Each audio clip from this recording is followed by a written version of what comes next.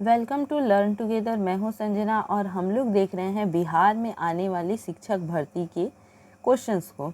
तो यहाँ पर है कि बिहार में अभी फिर से भारी मात्रा में शिक्षक भर्ती आने वाली है और इसके लिए हमें बहुत कम समय मिलेगा, तो हम लोग अपनी प्रिपरेशन को अभी से ही स्टार्ट कर देंगे ताकि हम लोगों का जो प्रिपरेशन है वो सही ढंग से आगे बढ़े।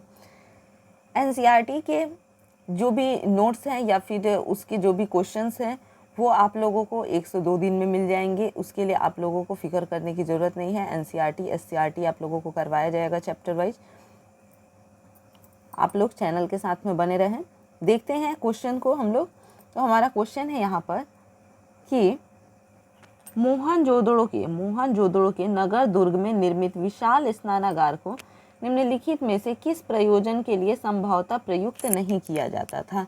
यहाँ पर सवाल पूछ रहा है कि संभवतः प्रयुक्त नहीं किया जाता था, यानी कि कौन सा ऐसा कारण था जिसके लिए जो मोहनजोदड़ो नगर दुर्ग जो था उसमें एक विशाल स्नानागार था जो कि सामूहिक स्नानागार था, तो उसे किस प्रयोजन पर यूज़ नहीं किया जाता था, कब उसका यूज़ नहीं होता था, तो इस चीज़ को यहाँ पर बताना है।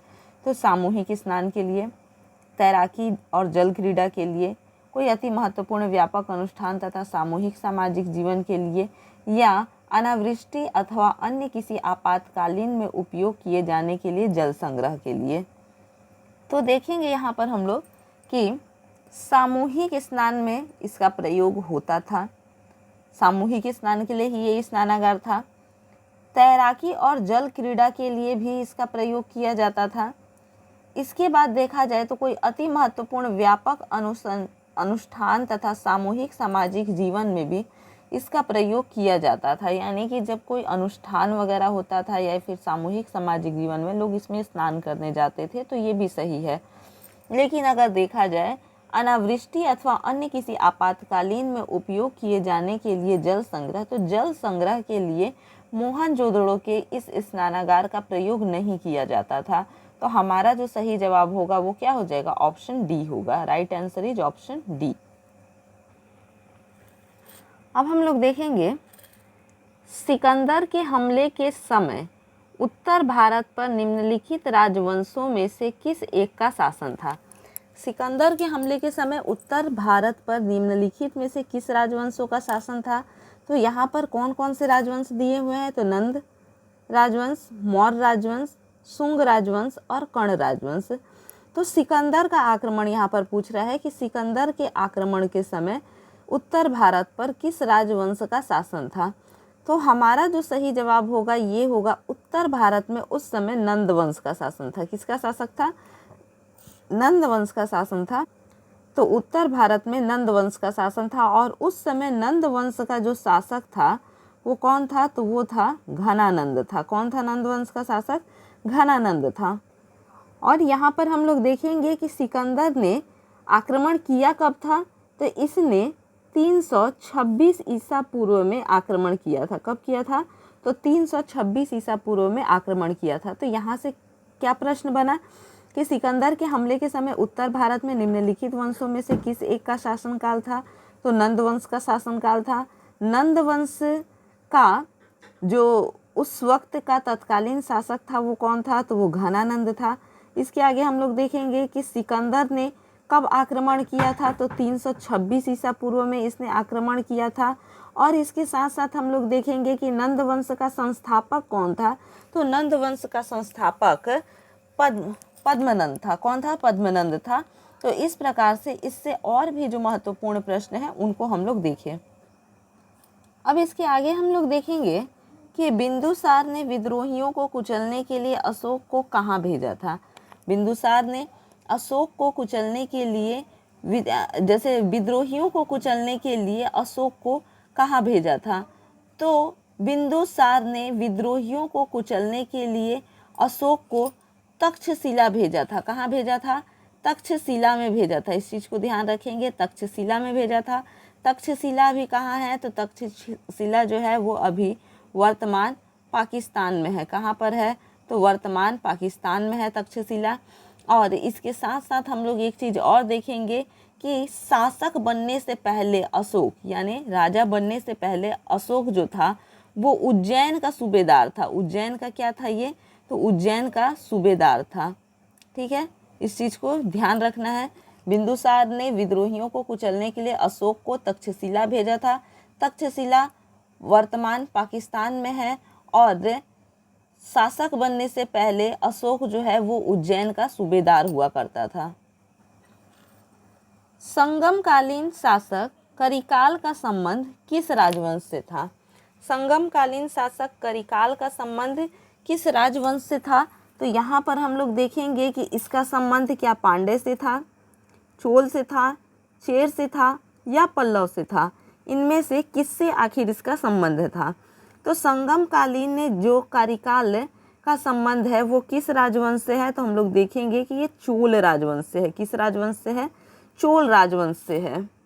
अब हम लोग देखेंगे कि संगम काल का जो टाइम पीरियड है वो कब से कब तक है। तो संगम काल का जो टाइम पीरियड है ये 300 BC से लेकर, क्या बोल रहा है, 300 BC से लेकर 400 AD तक माना जाता है। कब से कब तक? तो 300 BC से लेकर 400 AD तक का जो समय है इसे संगम काल के नाम से जाना जाता है। चोल शासक करिकाल की अगर हम लोग बात करते हैं तो ये चोल शासकों में एक सर्वाधिक महत्वपूर्ण शासक रहा करिकाल।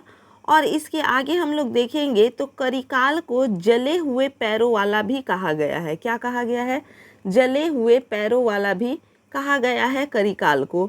और इसका शासनकाल जो है ये अनुमानतः 190 ईस्वी में इसने शासन किया था, ऐसा माना जाता है। इसके आसपास के समय को माना जाता है। अब हम लोग देखेंगे कि चोल का टाइम पीरियड क्या रहा। चोल साम्राज्य जो है ये 9वीं शताब्दी से लेकर के 13वीं शताब्दी के बीच में इसका शासनकाल रहा।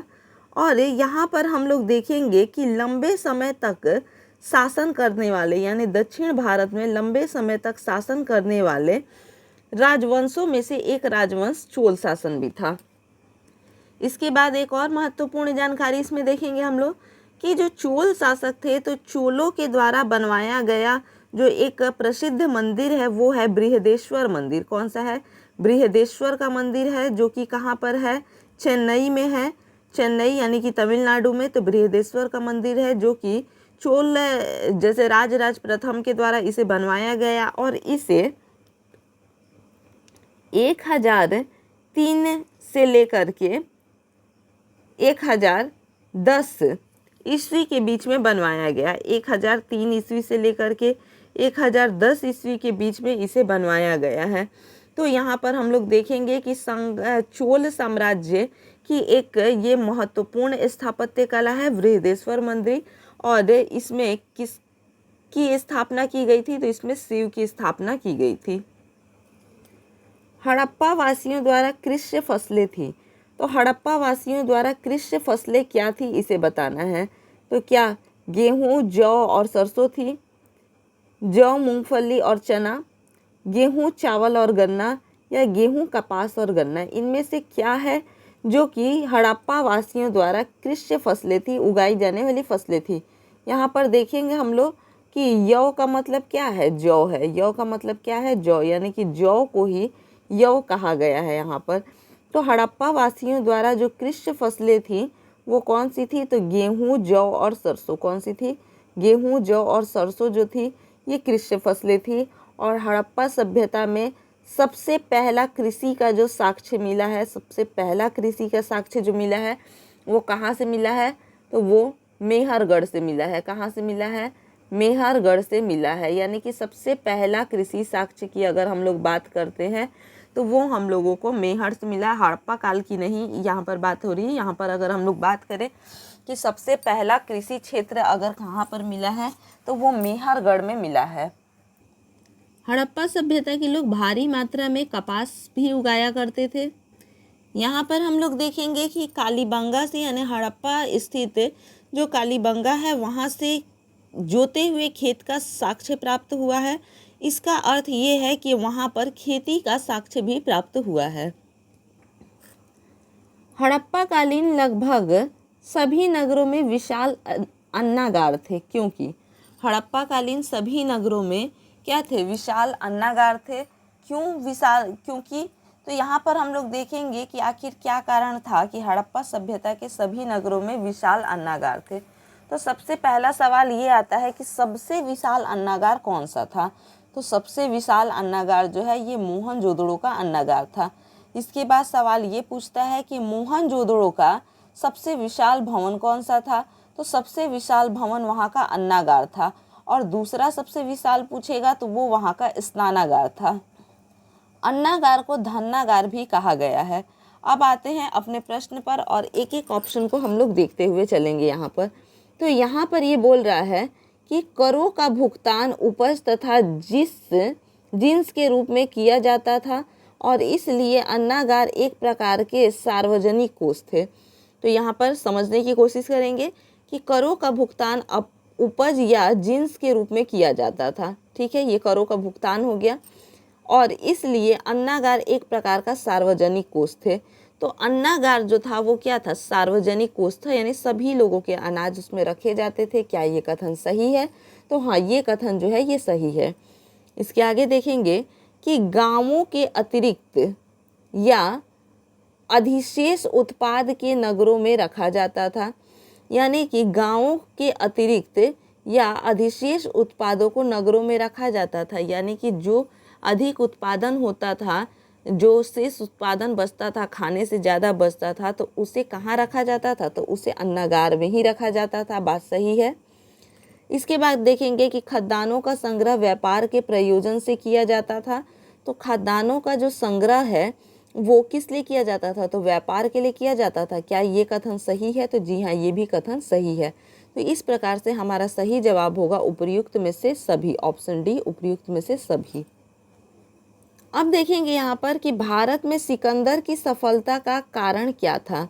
भारत में सिकंदर की सफलता का कारण क्या था? आखिर क्या कारण रहा कि सिकंदर भारत में सफल हो गया? तो यहाँ पर हम लोग देखेंगे कि क्या सिकंदर शक्तिशाली था, भारत में केंद्रीय शक्ति नहीं थी, सिकंदर अच्छा प्रशासक था, उसे भारतीय शासकों ने सहायता दी। इनमें से क्या कारण है कि वो सफल रहा?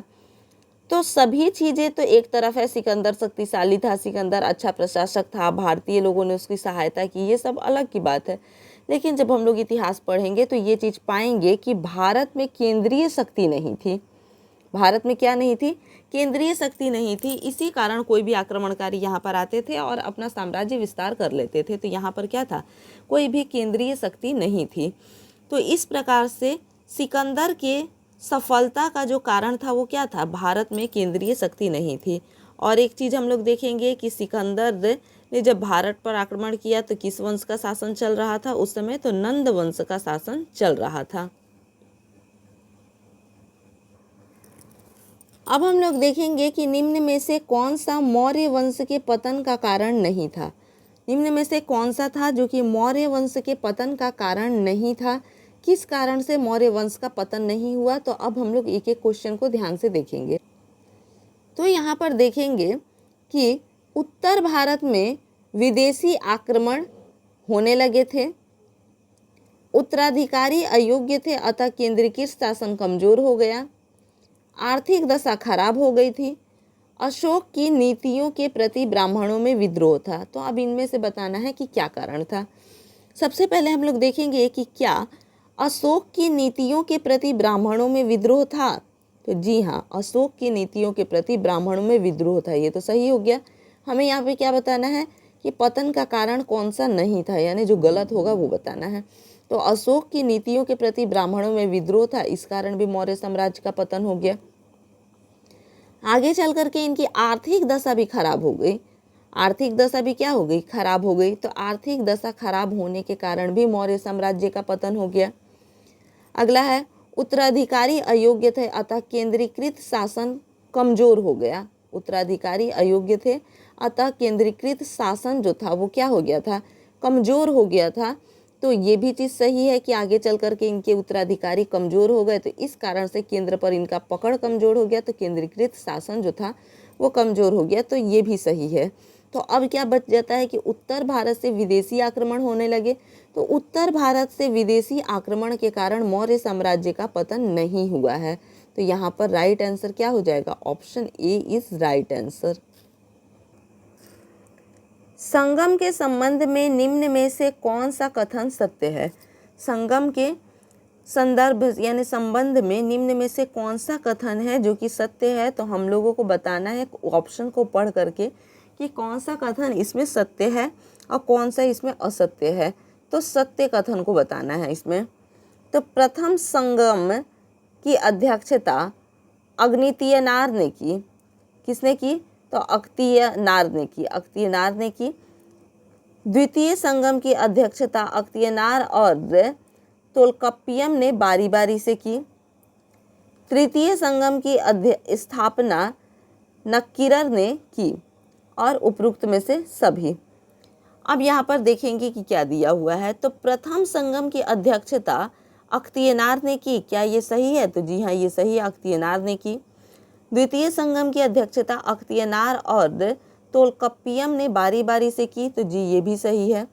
इसके आगे है तृतीय संगम की स्थापना नक्कीरर ने की, तो जी हाँ तृतीय संगम की स्थापना नक्कीरर ने की। तो राइट आंसर ऑप्शन डी, उपरोक्त में से सभी। अब देखेंगे कि हड़प्पा सभ्यता में चावल का उत्पादन कहाँ होता था। हड़प्पा सभ्यता में चावल का उत्पादन कहाँ होता था, तो क्या हड़प्पा में होता था, लोथल में होता था, उपरोक्त दोनों में होता था, या इनमें से कोई नहीं। तो हड़प्पा सभ्यता में अगर हम लोग बात करते हैं कि चावल का उत्पादन कहाँ होता था, तो चावल के साक्ष्य जो है ये लोथल से प्राप्त हुए हैं। कहाँ से प्राप्त हुए हैं, लोथल से प्राप्त हुए हैं चावल के साक्ष्य। तो इस प्रकार से हम लोग देखेंगे कि हड़प्पा सभ्यता में चावल का उत्पादन जो है ये लोथल में होता था। इसके अलावा अगर हम लोग देखें तो रंगपुर में भी धान के अवशेष मिले हैं। रंगपुर में भी धान के अवशेष मिले हैं। तो इस प्रकार से धान से ही चावल बनाया जाता है। तो हम लोग कह सकते हैं कि चावल का जो साक्ष्य है वो हमें रंगपुर से भी प्राप्त हुआ है। तो हड़प्पा सभ्यता में हमारे प्रश्न के अनुसार कि हड़प्पा सभ्यता में चावल के जो उत्पादन होता था वो कहाँ होता था, तो लोथल में होता था, और रंगपुर में भी क्या हुआ है, धान के साक्ष्य प्राप्त हुए हैं। इसके आगे एक चीज़ और देखेंगे कि जो लोथल है ये कहाँ पर स्थित है। तो लोथल जो है ये गुजरात में स्थित है। कहाँ पर स्थित है, तो ये गुजरात में स्थित है और भोगवा नदी के तट पर है। कहाँ पर है, भोगवा नदी के तट पर है। ये साबरमती नदी और उसकी सहायक नदी है भोगवा नदी, इन दोनों के बीच में है। लेकिन अगर कोई पूछे कि लोथल कहाँ है, तो भोगवा नदी के कहाँ पर है, तट पर है, और ये किस राज्य में है, तो ये है गुजरात में। कहाँ पर है, तो ये गुजरात में है।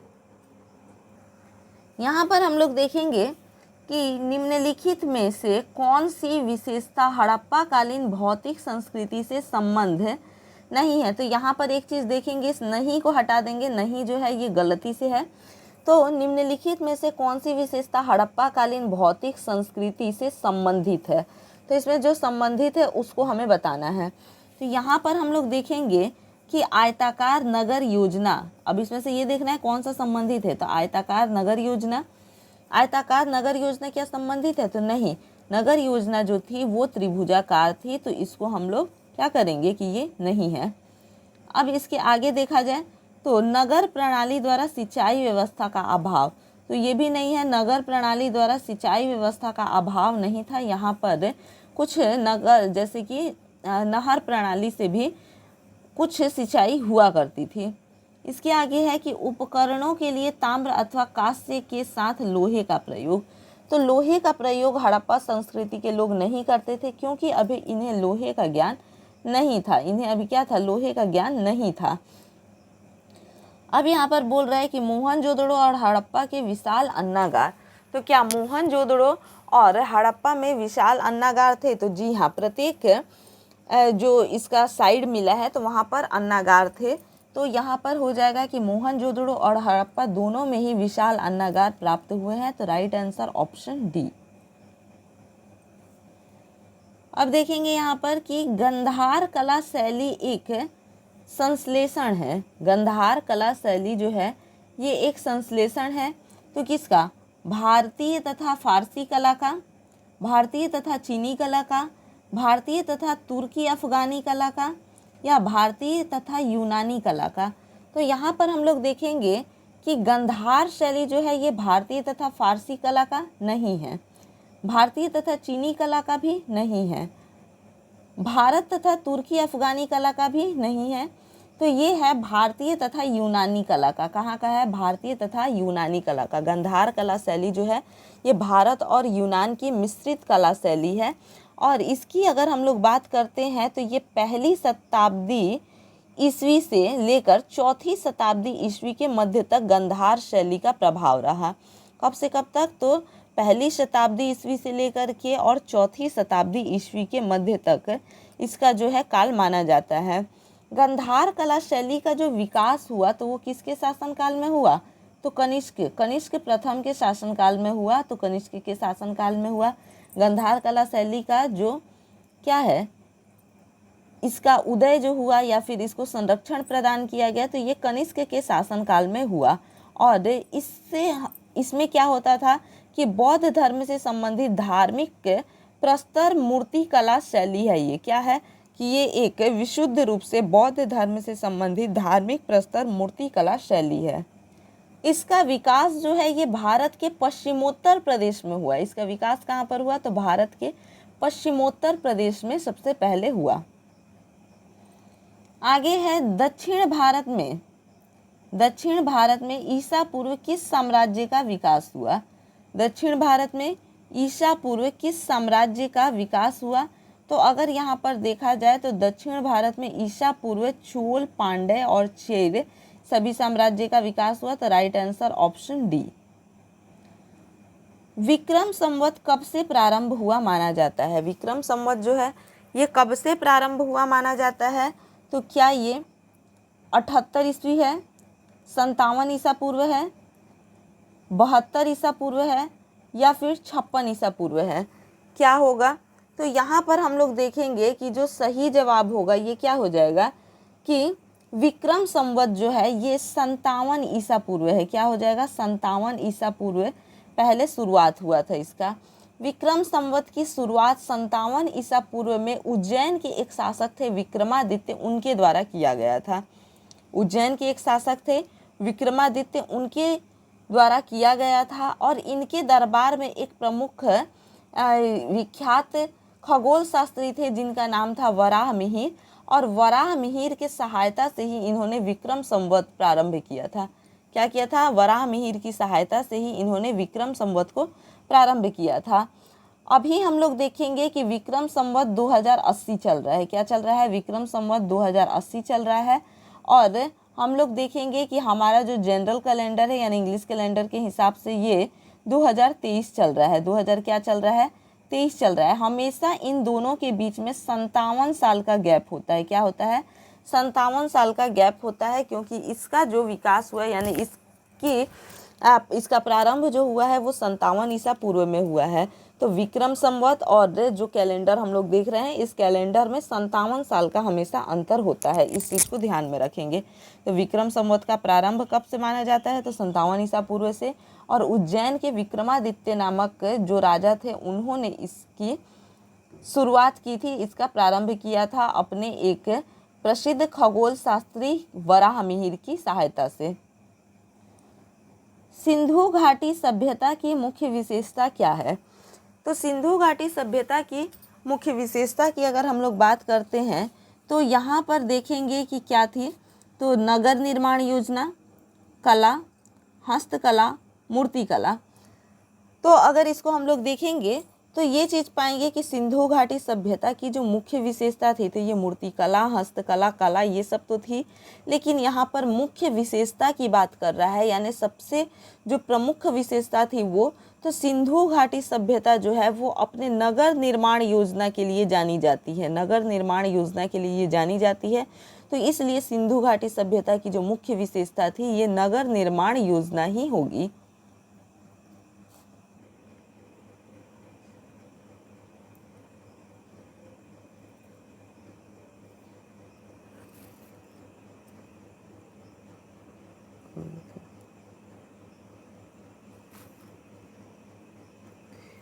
प्रथम विदेशी आक्रमणकारी साइरस।